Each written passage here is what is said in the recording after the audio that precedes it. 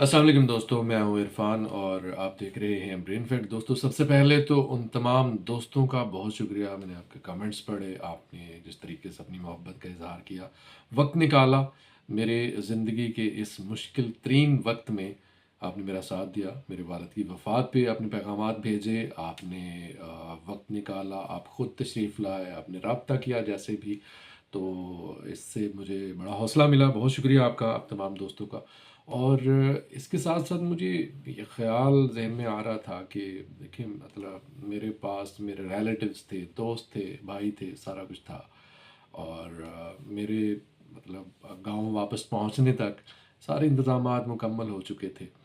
लेकिन आप ये अंदाज़ा करें कि गज़ा में, फ़लस्तीन में लोग शहीद हो रहे हैं, लेकिन उनके पास उनको दफनाने वाला कोई नहीं है, किसी को पुरसा देने वाला कोई नहीं है, किसी को गम के वक्त में अपना कंधा मुयस्सर करने वाला कोई नहीं है, और कोई ढारस बंधाने वाला नहीं है। तो ऐसे वक्त में गज़ा के, फ़लस्तीन के जो लोग हैं, उनको भी अपनी दुआओं में याद रखिएगा। अभी कुछ बड़ी इंपॉर्टेंट अपडेट्स हैं जो कि आपके साथ मैंने शेयर करनी है। नंबर एक तो ये है कि इस वक्त आपको डिटेल बतानी है मैंने कि हिज़्बुल्लाह ने इस वक्त इतना बड़ा रॉकेट हमला किया है जिससे इसराइल के कई शहर उनको हिला कर रख दिया है। बहुत बड़े पैमाने पर रॉकेट हमला किया। मैं अभी कुछ वीडियो दिखाऊंगा जहाँ तक मुमकिन हो सका, क्योंकि ये वीडियोज़ ऐसी हैं जो कि बड़ी एहतियात के साथ दिखानी पड़ती हैं। कहाँ-कहाँ पर हमला किया गया, कितने रॉकेट्स जो हैं ये उनके साथ अटैक किया गया। और दूसरे नंबर पर हिज़्बुल्लाह का के अंदर इसराइल ने पहले अटैक किया। हिज़्बुल्लाह ने इसराइल ने जो अटैक किया वो इसराइल के अंदर डीप इसरा हिज़्ब इसमें लबनान के अंदर अटैक किया इसराइल ने। और वहाँ पर जो हिज़्बुल्लाह के एक बड़ा अहम कमांडर है, वो शहीद हो गए इसमें।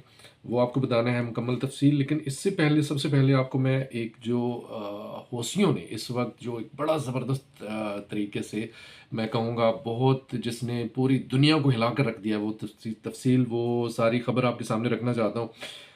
इंटरनेट केबल्स पर जो कि रेड सी के इलाके से गुजर रही थी, याद रहे कि दुनिया का जो 17% इंटरनेट केबल्स हैं वो रेड सी से गुजर रहा है। और उनमें से 4 केबल्स को हौथियों ने बड़ा सख्त नुकसान पहुंचाया। हौथियों ने बेसिकली एक 18 फरवरी को, नहीं उससे पहले, उन्होंने एक वादा किया था, उन्होंने कहा था, एक क्लेम किया था, उन्होंने कहा था कि अगर इसराइल ने गज़ा पर, फ़लस्तीन के मुसलमानों पर हमले बंद ना किए तो नेक्स्ट जो हमारा टारगेट है वो इंटरनेट केबल्स हैं। और इस सिलसिले में अब जो इंटरनेट केबल्स हैं, 4 इंटरनेट केबल्स को बड़े बुरे तरीके से नुकसान पहुंचा है। इस वक्त इंटरनेट की कहीं कहीं बंदिश जो है वो नज़र आ रही है, और इस नुकसान को कवर करने में काफ़ी टाइम लग जाएगा। ये 4 अहम केबल्स हैं, इजरायली मीडिया इसको रिपोर्ट कर रहा है, इजरायली मीडिया इसकी खबर दे रहा है। ये इसमें जो ये केबल्स हैं, इनमें से मिडल ईस्टर्न कंट्री जो सऊदी अरब है उसको ईस्ट अफ्रीकन कंट्री जिबूती से मिलाती हैं। यानी इंटरनेट के ज़रिए इनका रब्ता मतलब इस केबल के ज़रिए होता है। इसके अलावा यूरोप और एशिया, और सबसे ज़्यादा नुकसान गल्फ़ ममालिक को और इंडिया को हुआ। यानी ये जो केबल्स काटी गई उनके नतीजे में इनमें से एक डैमेज जो है वो ये जो केबल का सिस्टम है उसको AE1 कहा जाता है, जो कि ईस्ट एशिया को यूरोप से लिंक करता है। इसके अलावा चाइना को मगरब में वाक़ ममालिक, यानी जो चाइना के मगरब में ममालिक वाक़ ममालिक हैं, जैसे पाकिस्तान है और कतर है, उनको कनेक्ट करता है। फिर यूरोप इंडिया गेटवे, जिसको EIG सिस्टम भी कहा जाता है, जो कि यूरोप को एशिया और अफ्रीका से मिलाता है, ये सिस्टम डैमेज हुआ है। इसके अलावा साउदर्न यूरोप को मिस्र, सऊदी अरब, जिबूती, UAE और इंडिया से मिलाती है जो केबल, उसको भी नुकसान पहुंचे। इसके अलावा एक और केबल डैमेज हुई है जो कि अफ्रीकन और एशियन ममालिक को मिलाती है, जैसे साउथ अफ्रीका को इंडिया से मिलाती है। और जो चौथी केबल है वो TGN, जो कि 2001 में अमेरिकन कंपनी TAO ने बनाई थी, और 2005 में अमेरिकन कंपनी ने ये जो जो केबल बना के बिछाई थी वहाँ पर, इसको सेल कर दिया था इंडिया को, इंडिया की टाटा कंपनी को उसको सेल कर दिया था, और बाद में ये टाटा कम्युनिकेशन के नाम से ये बन गई थी। इस केबल को भी नुकसान पहुंचा है। लेकिन अभी तक जो सूरत हाल है, क्योंकि नुकसान बहुत ज़्यादा पहुंचा है, लेकिन इसके बावजूद अभी तक जो सूरत हाल इतनी ख़राब इसलिए नहीं है क्योंकि इसका जो अल्टरनेटिव केबल्स हैं वो भी करीबी वाक़े हैं, वो भी इसी इलाके से गुजर रही हैं। लेकिन इस काम को रिपेयर करने में, यानी इन केबल्स को रिपेयर करने में कई हफ्ते या कई महीने लग जाते हैं, क्योंकि इन केबल्स को रिपेयर करना एक तो वैसे ही मुश्किल काम है, क्योंकि इतनी गहराई में, कई 100 मीटर गहराई में, जहाँ पर आम इक्विपमेंट के साथ या आम गोताखोरी के साथ, लिबास के साथ वहाँ पर नहीं पहुँचा जाता। वहाँ पर सबमर्सिबल्स जो स्पेशल किस्म की, जो कि इसी काम के लिए बनाई जाती हैं, उनको वहाँ पर पहुँचकर जो वर्क है वो करना पड़ता है। लेकिन इसके अलावा एक और जो इसमें चैलेंजिंग काम है वो ये है कि होथियों को कौन रोकेगा, कि आप जो केबल रिपेयर करने के लिए जो कंपनीज जो है, पहले तो हामी कोई नहीं भरेगी, क्योंकि ये कंपनीज हामी भरेंगी तो तभी भरेंगी जब होती उनको इजाज़त देंगे तब। लेकिन अगर होती ही उनको इजाज़त नहीं देते इन केबल्स को रिपेयर करनी, तो फिर कैसे इसको रिपेयर किया जाएगा। इसके अलावा मैं इसको वन बाय वन सारे पॉइंट्स जो हैं इसके हवाले से अपने आपके सामने रखता जाता हूँ। इसके अलावा ये बेसिकली इसकी जो बेस है वो कुछ हफ्ते पहले होथियों ने एक धमकी दी थी और कहा था कि हम नेक्स्ट जो हमारा स्टेप है उसमें हम इंटरनेट की केबल्स हैं वो काटेंगे। पहले जो स्टेप था उसमें ये था कि जो दुनिया की तिजारत है, जो रेड सी से होती है, जिनमें वारशिप्स हैं, उनको रोका जाएगा। उसके ऊपर बेशुमार हमले किए गए, बेशुमार जहाज़ों को निशाना बनाया गया, जिसमें बरतानिया को खासकर बहुत ज़्यादा निशाना बनाया गया। बरतानिया को एक और हवाले से भी नुकसान पहुंचा है। बरतानिया की इस वक्त चूंकि ज़िमनन एक जिक्र आ गया, तो आपको बता दूं कि बरतानिया की जो ट्रेड है, जो रेट्स बढ़ गए हैं, वो 300 टाइम्स, यानी जो शिपिंग कास्ट है वो 300 टाइम 300 गुना ज़्यादा बढ़ गई है, क्योंकि बरतानिया में जो जहाज़ आ रहे हैं वो अफ्रीका से होकर आ रहे हैं, और इस वजह से वहाँ पर जो कास्ट है वो बहुत ज़्यादा बढ़ गई। इसके तफसील में फिर किसी वक्त बताऊंगा। लेकिन इसमें जो होथियों की धमकी है ये बेसिकली कहाँ से आई थी। होथियों की, अब जो आपको पता है कि यमन में 2 ग्रुप्स हैं। एक है होती, जिनका जो अब्दुल मालिक होती हैं, जो कि इसको लीड कर रहे हैं, जिसके पास ज़्यादा इलाका यमन का है, और एक ऑफिशियल गवर्नमेंट है जो कि इंटरनेशनली रिकग्नाइज्ड है।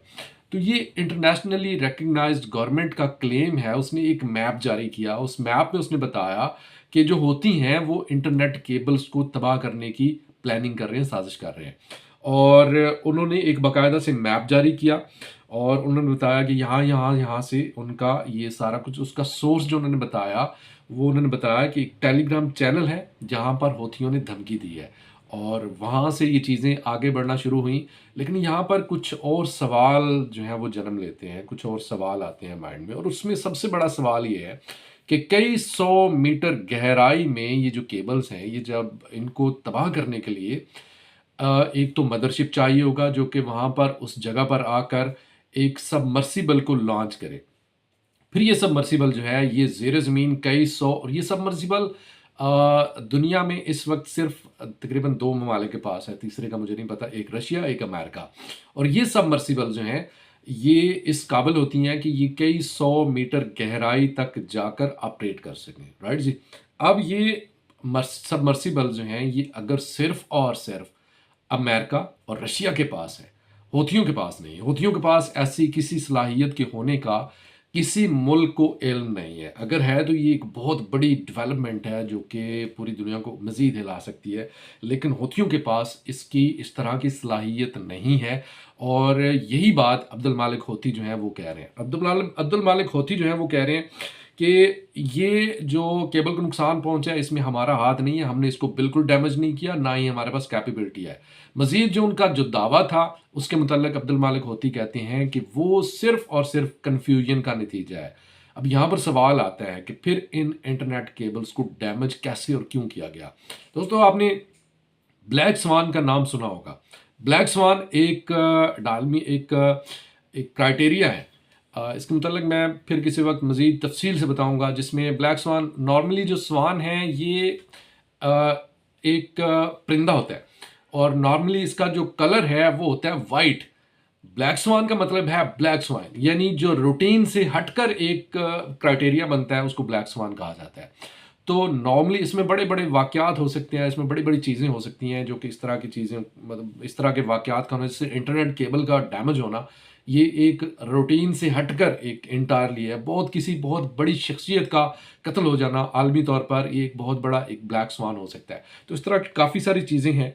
तो इसमें चूंकि ये सारी रिपोर्टिंग कर रहा है, इसराइली मीडिया रिपोर्टिंग कर रहा है। इसराइली मीडिया क्या चाहता है, इसराइल क्या चाहता है, बेसिकली देखने वाली बात है। इसराइल चाहता है कि ये जंग कभी ख़त्म ना हो, ठीक है जी।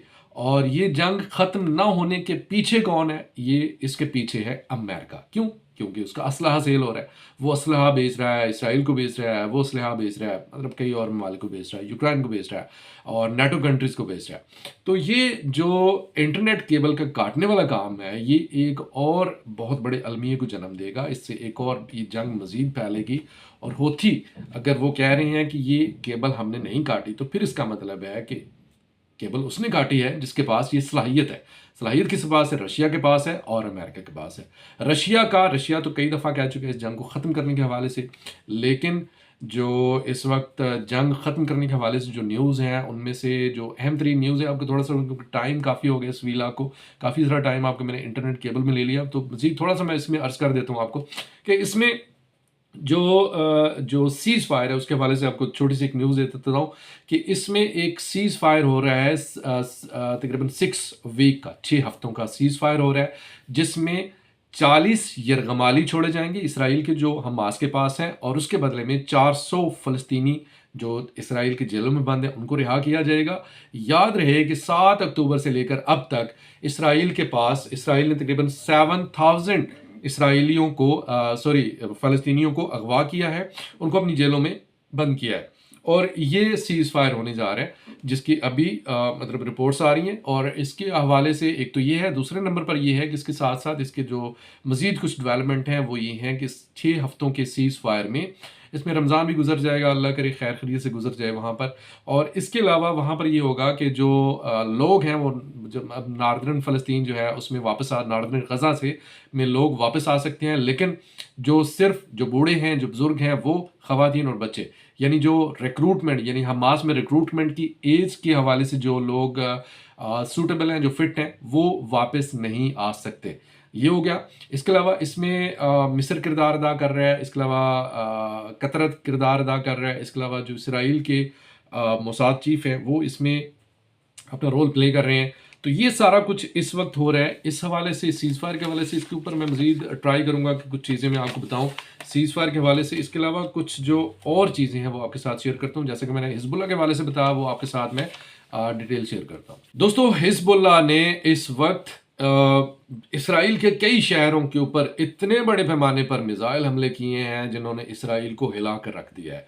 ये आप ज़रा वीडियो देखिए। ये वीडियो मैं सिर्फ उतनी दिखाऊंगा जितनी मैं दिखा सकता हूँ, क्योंकि कई चीज़ें इसमें ऐसी हैं जो कि मैं नहीं दिखा सकता। इस वीडियो में आप देखिए कि इसराइली फ़ौजी इस वीडियो में अपनी जान बचाने की कोशिश करते हुए भाग रहे हैं, और अपनी जान बचाने की कोशिश करते हुए वो मतलब इधर उधर जिधर भी उनको पनाह मिल रही है वो ले रहे हैं। इसके अलावा सिविलियन आपको इस वीडियो में चीखते हुए नज़र आ रहे होंगे।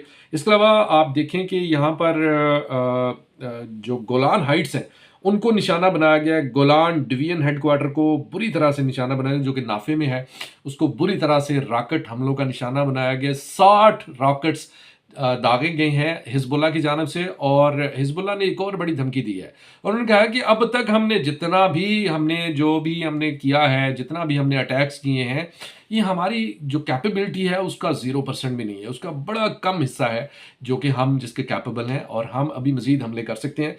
अच्छा, इसमें अब आपको बता दूं कि बेसिकली जो हिजबुल्लाह है उसने ये ऐलान किया, उसने रिवेंज का ऐलान किया। उसने कहा जी कि हम बदला लेंगे। बदला किस चीज़ का लेंगे? इसराइल ने हिजबुल्लाह का एक बड़ा ही अहम कमांडर उसको शहीद किया है। इन कमांडर का नाम हसन हुसैन सलामी है, और ये साउथ लेबनान में अपनी गाड़ी में कहीं जा रहे थे, जो कि बैलबेक का इलाका है। बैलबेक के करीब एक गांव है, वहाँ पर उस गांव का नाम है मजादल। इस मजादल में वो जा रहे थे और यहाँ पर हमला किया है इसराइल ने। और ये वाला जो इलाका है, ये जो बॉर्डर का इलाका जहाँ पर झड़पें हो रही हैं उससे कहीं दूर है, मतलब तकरीबन कोई बड़ा अंदर करके लबनान के बड़ा अंदर जाके ये इलाका बनता है, जहाँ पर इनके ऊपर हमला किया गया। हसन हुसैन सलामी जो कि इस हमले में शहीद हो गए हैं। इसराइली उनका दावा है, इसराइली मीडिया का दावा है, इसराइली जो IOF है उसका दावा है। और इसके ये जो हसन हुसैन सलामी है, ये बेसिकली रीजनल यूनिट कमांडर थे। और ये जो बेसिकली नॉर्दर्न इसराइल के ऊपर जितने भी इस वक्त ऑपरेशन हो रहे हैं उन सबको ये कमांड कर रहे थे, और उनके ऊपर जितने भी अटैक्स हो रहे थे ये हसन हुसैन सलामी वो इनको सारा कुछ कवर कर रहे थे। इसके अलावा इन्होंने जो रिसेंट जो डेवलपमेंट है, रिसेंट जो इन्होंने हमले किए हैं किरियात शमूना को, आपने मैंने जो पिछले वीलॉग मैंने बताया था, कुछ दिन पहले वाले वीलॉग में बताया था, क्योंकि 4-5 दिन में वीलॉग नहीं कर सका, तो उसमें मैंने बताया था कि किरियात शमूना को बहुत बुरे तरीके से निशाना बनाया, जिसमें बिजली का निज़ाम फेल हो गया था और इसको जो है एंटी टैंक मिसाइलों से निशाना बनाया गया था। ये एक नया काम है जो कि हिजबुल्लाह कर रहे हैं, एंटी टैंक मिसाइलों के साथ हमले कर रहे हैं। इसके अलावा ये जो दूसरा इन्होंने बड़े जो हमले किए थे वो 769th जो बेस है इसराइल की, हिराम रीजनल ब्रिगेड, उस पर हमला किया था। और इसके अलावा हिजबुल्लाह ने अपनी और कार्रवाइयाँ करते हुए इसराइली ड्रोन एक रिसेंटली आज के दिन में मार गिराया। इस ड्रोन का नाम है एल्बीत हरमिस 450। इसको SAM यानी सरफेस टू एयर मिसाइल के साथ इसको गिराया। ये बेसिकली ये जो ड्रोन है ये सर्वेलेंस कर रहा था, जासूसी कर रहा था, और जासूसी करते हुए ये एक बड़ा जदीद तरीन त्यारा है जो कि इसराइल का एक ड्रोन त्यारा है, इसको मार गिराया गया है। दोस्तों ये थी कुछ इस वक्त तक की कुछ ताज़ा तरीन अपडेट इसराइल फ़लस्तीन जंग के हवाले से, इस सीज़ फायर के हवाले से, हौथियों ने जो इंटरनेट केबल काटी उसके हवाले से। आपको वीलॉग कैसा लगा इसके बारे में कमेंट में ज़रूर बताइएगा। अपना बहुत सा ख्याल रखिएगा, दुआ में याद रखिएगा। खुदा हाफिज़।